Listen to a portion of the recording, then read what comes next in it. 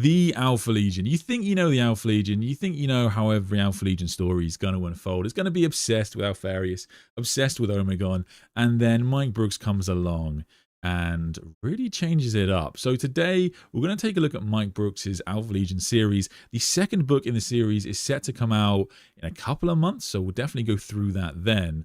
But I thought it'd be a good idea just to go through the main character from the first novel, Solomon Akura. He was originally just the captain of the Serpent's Teeth warband, and he basically rises to become a Harrow Master. A Harrow Master is a rank within the Alpha Legion, someone who's controlling a large array of Alpha Legion. Basically, is what they do. He hasn't risen to control all of the Alpha Legion, but he does unify a significant portion of them within the Ultima Segmentum. So he is a really interesting character, and he's a very different kind of Alpha Legionnaire, I think, to what we've seen before, at the very least in his ideologies, but there's still all of that kind of Alpha Legion goodness that we all know and love. Akura's greatest success in the first novel is to unite the fractured warbands of the Ultima Segmentum, including the Serpent's Teeth, the Faceless, the Rustbloods, the First Strike, and the Guns of Freedom into a single coordinated force. Interestingly, he doesn't choose the name the Alpha Legion, however, and goes with an older moniker. The records of the Serpent's Teeth tell us that in the era of the Great Crusade, before Alfarius Omegon and his legion were known to the Imperium, they still operated in secret.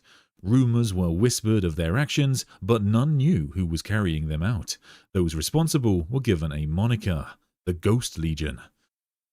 To prove that he is truly a worthy successor, Akura recovers the twin blades of the Pale Spear. The weapon of their Primarch had been kept by the Inquisition in a vault on the moon of Downreach. Retrieving the blades was no easy feat, and he had to use the greatest success of the Alpha Legion. Kirin Gadrayan was a veteran Alpha Legionnaire, and the childhood friend of Akura, with whom he shared a heritage from a world long destroyed by the Imperium. Gadrian underwent masterful hypno-conditioning to become a sleeper agent within the Holy Inquisition, assuming the identity of Tithus Yor, the grief-stricken last survivor of the Crimson Consul's chapter. As Yor, he served loyally as the life ward to Inquisitor Kazan Hart for over a decade, possessing a genuine hatred for the Alpha Legion based upon false memories implanted within him. This deep cover allowed Akura to eventually trigger Gadrian's awakening using an ancient nursery rhyme, facilitating the recovery of the blades of the spear. By the end of the novel, Inquisitor Hart does have the broken haft of the spear, but the recovered blades will hopefully be enough to prove that Akura is worthy. The Harrow Master also toppled the Cyphos subsector, not by using brute force, but by turning the Imperium against itself, as is the Alpha Legion way.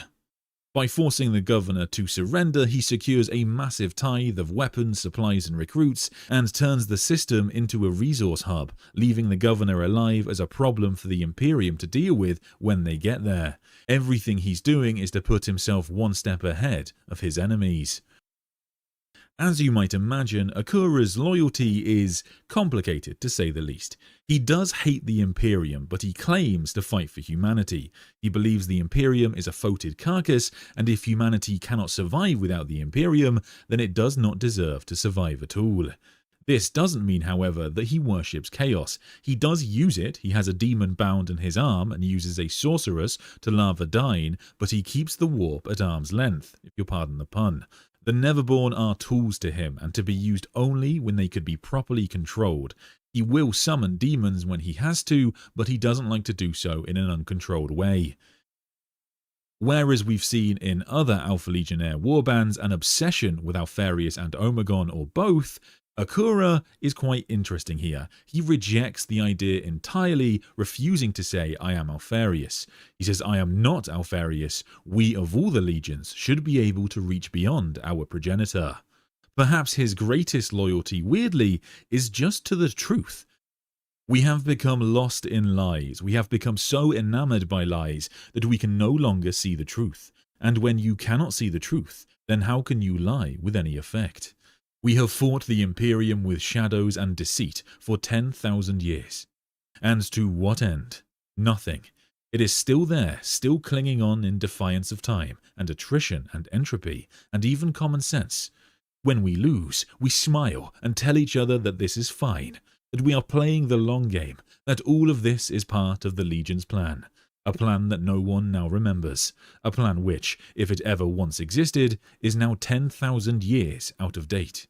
We pride ourselves on our flexibility, but our vision has become so narrowed that we are trapped by our own ego and self-image.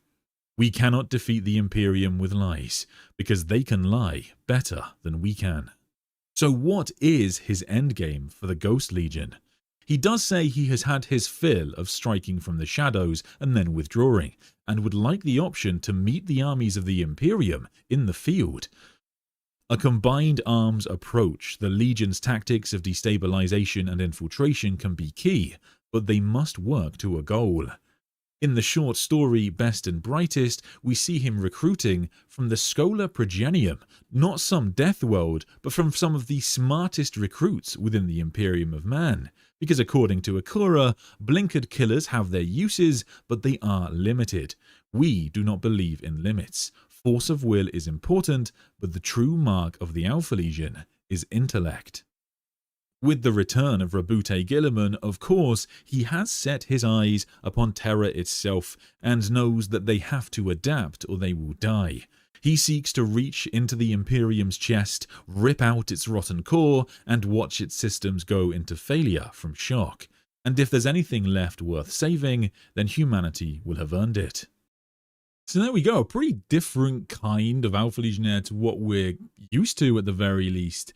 I think that it provides a really interesting perspective on where the faction could go. It's important to reiterate that this isn't like the whole Alpha Legion. He, of course, would like to unite the faction, and as I say, he doesn't just want to fight through subterfuge. He does want to be able to take the Imperium on in a battlefield, and that's really important because ultimately the Alpha Legion, we don't really know what they've been doing for the last 10,000 years. We don't really know how they could have a plot line that could ever pay off in the long run. And I think that it largely speaks to kind of the key problem with the faction, to be honest with you, which is that if you're going to write this faction as behind everything and on top of everything and always a step ahead of everybody, it's very hard to write a story that lives up to that.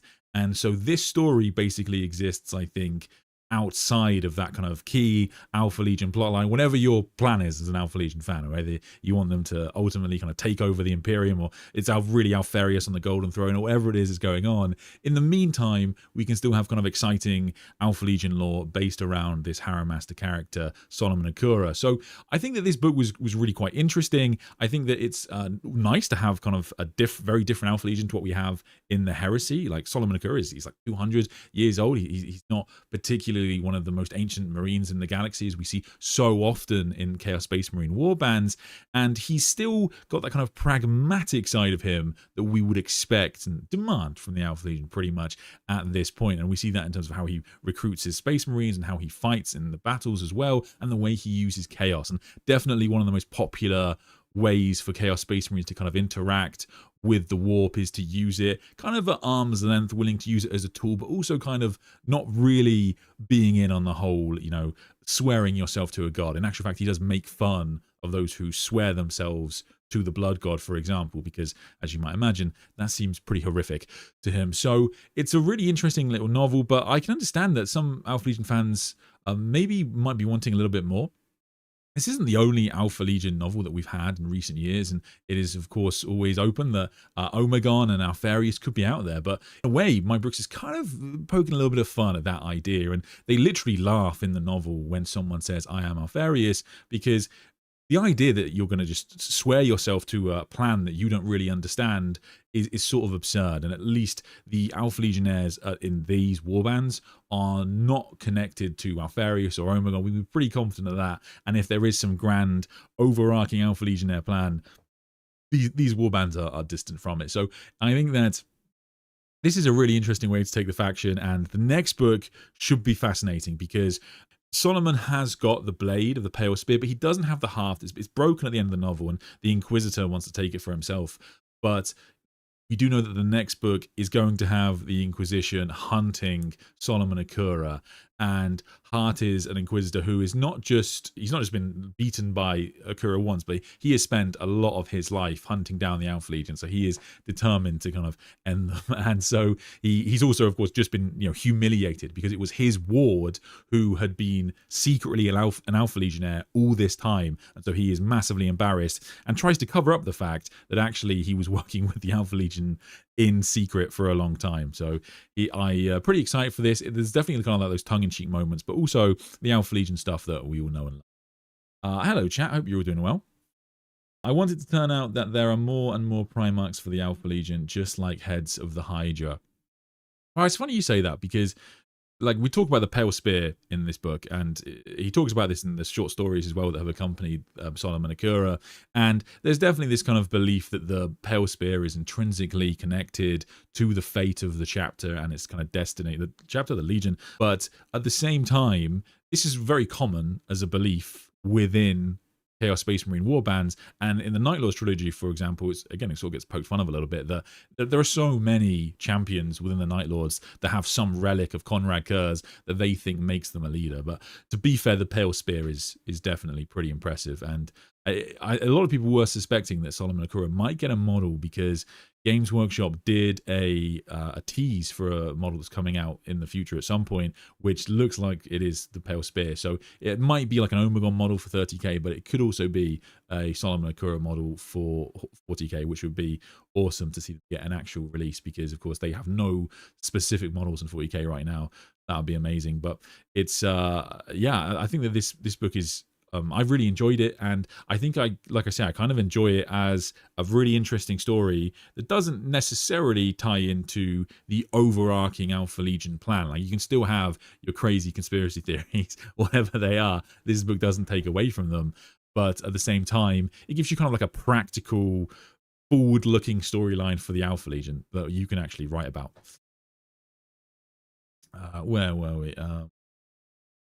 I'd like to see some 30k Ghost Legion stuff from before Alfarius was made public.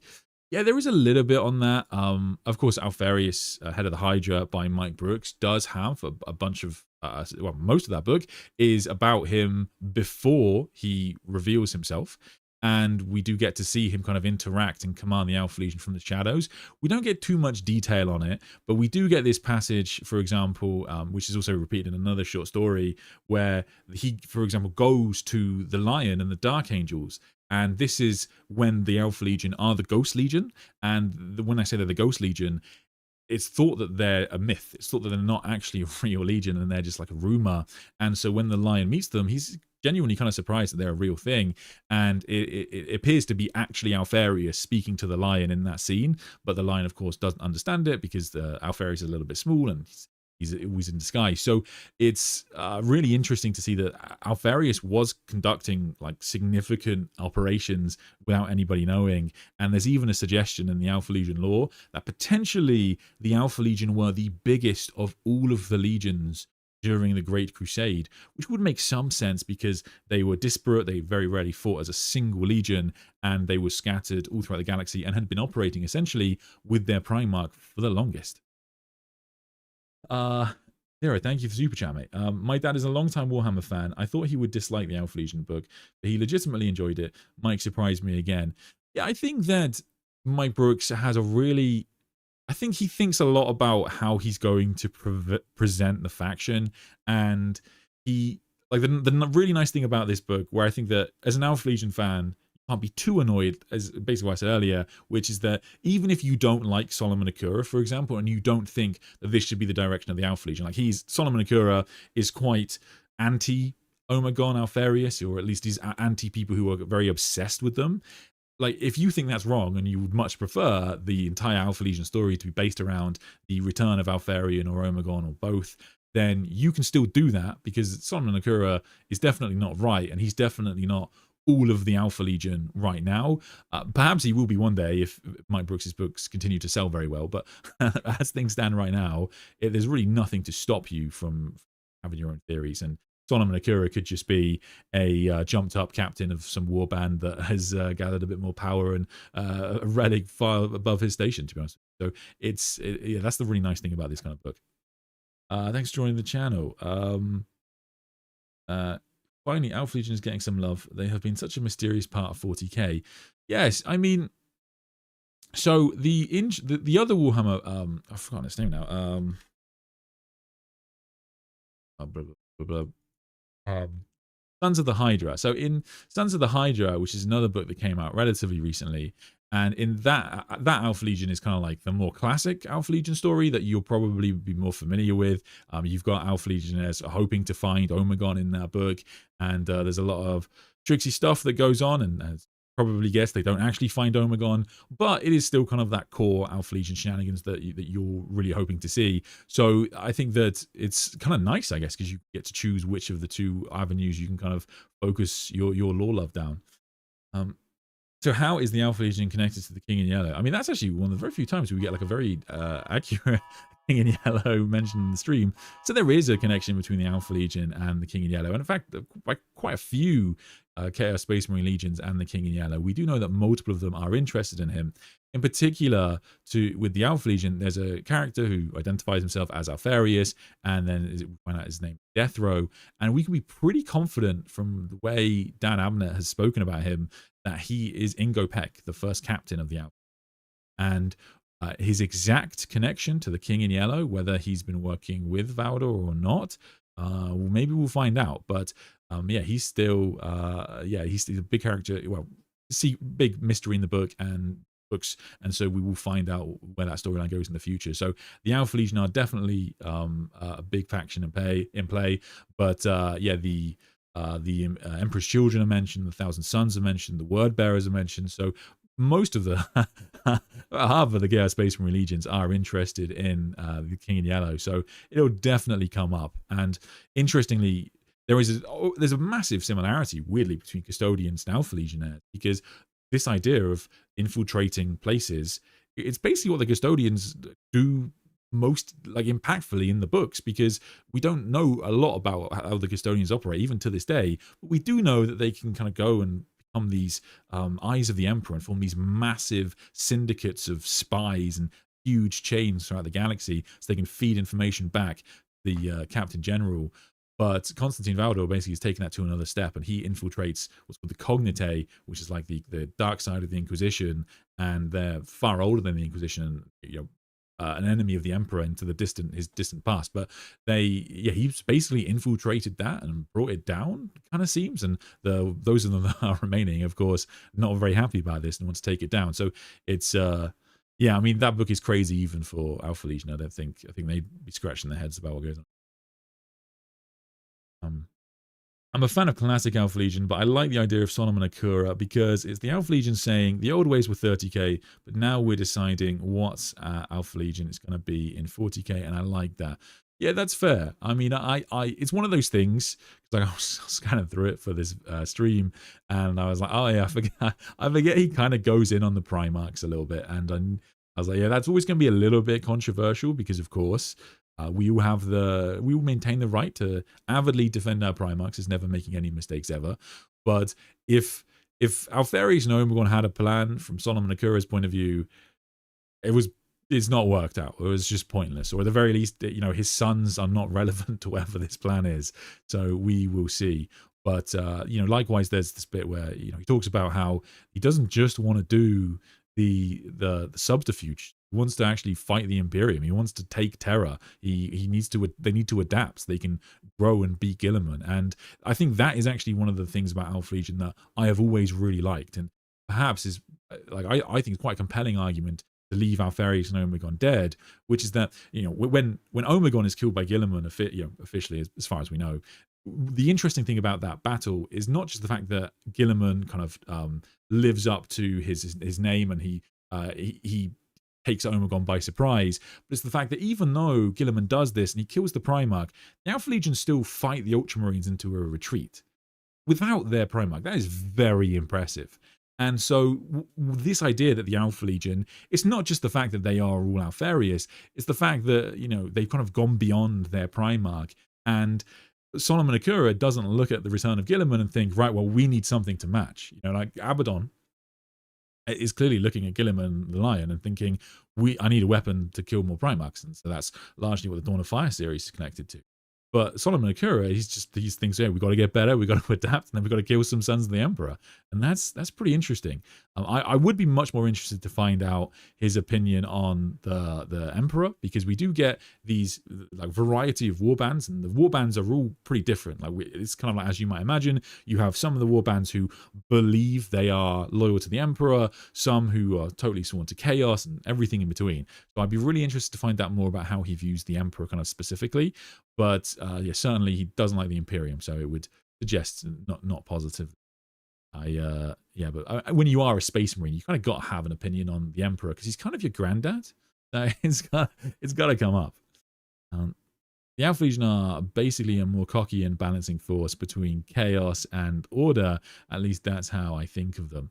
But that's definitely what Alpharius and Omegon do in 30k. Definitely. So when they have this multiple plot lines really, where they are very committed to this idea that they're going to be on the side of the traitors and a little bit on the side of the loyalists. It's all about this kind of balance, and they are trying to orchestrate a very specific outcome, and it's only right at the end of the Siege of Terra that they seemingly kind of properly go in to serving with the Emperor. But even that is by the timing of the trilogy of Harrowmaster, do you think that's given them enough time for a future Alpha Legion Codex? Such a good question. I don't know, because I hope there is, because if you're not familiar, if you don't play the tabletop, then there's a normal Chaos Space Marine Codex, and then there are codexes for the Thousand Suns, Death Guard, World Eaters, and Emperor's Children, or they're named for their gods. But all of the in terms of the lore, all of the legions, of course, have enough lore that you could easily make a codex for each of them. And Games Workshop are definitely going to try and give everybody models for Chaos Space Marines. Awesome. So hopefully it is a thing in the near future that they all have models. And certainly, any faction that's got a Primarch deserves its own codex, right? I mean, I think that seems fair. And hopefully we Perturabo next edition. God, that would be good. So yeah, once you've done World Eaters, and you've done Word Bearers, and you've done Iron Warriors, at that point you might as well give the Night Lord something, because they're so popular, and then you might as well give the Alpha Legion something. I hope it happens. I wonder if Ingopek could already be an awake sleep. I wonder if Ingopek could or already did wake the Alpha Legion's sleeper cells under the Emperor's palace in service to the Emperor. If I remember correctly, he was tasked to wake them, right? So, yeah, he was. I mean, I think that the thing that makes the most sense is that he was found by the Custodians or Constantine Valdor after the Siege of Terra and is imprisoned, and then they release him. This is all secret. And then Constantine Valdor releases him so that they can work together in the future. But Constantine Valdor would know that Alpharius has this very unique position amongst the Primarchs, because as you know, Alpharius was the first person to do a blood game in his story. Alpharius, head of the Hydra, he does a blood game, and he actually fights Constantine Valdor very briefly in that novel. So Constantine Valdor would probably know that Alpharius, there was a good chance Alpharius was playing the double bluff, because Alpharius was largely tutored by Malcador, and that's kind of Malcador's thing. So I think there's a reasonable chance Valdor would be trusting of Ingopek, or at least some of the Alpha Legion. So I think that makes a lot of sense to me. But as to whether he would then awaken the sleeper cells, great question. But I want to say no. I think part of me just thinks it's so funny that we could have a campaign or a book one day of Alpha Legion on Terra, because all of a sudden all these Alpha Legionnaires have started to awaken. And yeah, what a fantastic story. That would be awesome. But yeah, it definitely is possible that Ingopek or some loyal Alpha Legionnaire awoke all of the Alpha Legionnaires and said the right word to them, so they'd all be loyal to the Emperor, and the Imperium just has in secret, or the Custodians just have in secret, a relatively small army of Alpha Legionnaires who clandestinely operate throughout the galaxy. That sounds awesome to me. Please do let me know in the comments what you think is going to happen in the next Alpha Legion book. If you've read it, please let me know all those juicy tidbits that you think that I missed and are so important for Alpha Legion fans. But I'm generally pretty hyped for this. I think that this could be a big deal. I also think it means that there's a good chance that Solomon Akura gets a model in Warhammer 40K, which will be awesome. And yeah, it's just great to see that Alpha Legion again some love. So thank you so much for watching, everybody, and I will see you all next time. Thanks for watching this stream. If you could help me appease YouTube's machine spirit by liking and subscribing, I would greatly appreciate it. If you couldn't make the stream live but want to ask me a question anyway, consider posting it in our community tab and I'll answer it next time. To support the channel, click the join button below, which will give you access to more content, and you can drop into the members Discord where all the coolest Terrans hang out, away from the watchful eyes of the Inquisition. Thanks for joining me, and until next time, I wait for you and I forgive you. Good night.